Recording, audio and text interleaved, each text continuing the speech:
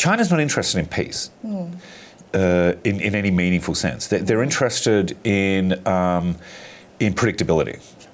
And they basically was, let's just find an agreement that, there's stability, or at least the semblance of stability, and we can all get back to making money, and we can guarantee that our strategic and economic interests are guaranteed. The AA has pulled off something that most insurgent armies have not pulled off in many, many decades.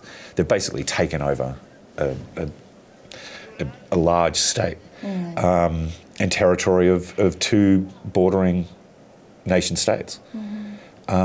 That's really quite significant, and it's not over yet. I think the only sanctions that would really hit the regime the hardest would be the kind of sanctions that impede or frustrate its ability to manufacture weapons, to continue to manufacture weapons. Unfortunately, we don't see a lot of sanctions like that. I think it's morally repugnant to impose measures that punish ordinary people in the hope that they will then rise up and tear down an illegitimate military regime. I just don't think, one, that that's an effective strategy, and two, that it's morally justifiable. The West has pretty much abandoned Myanmar, by and large. That's partly because it's just too frustrating, and partly because a lot of people did not want to recommit after 10 years of really helping Myanmar quite a lot.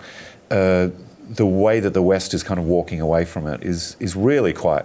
I think that there will be long-term ramifications in the way that the country then views the West, democracy, liberalism, and transparency in the future. I don't think the West fully understands the damage that it's doing to its relationship with the people of Myanmar. By all accounts, the suffering throughout the country is just reaching epidemic proportions.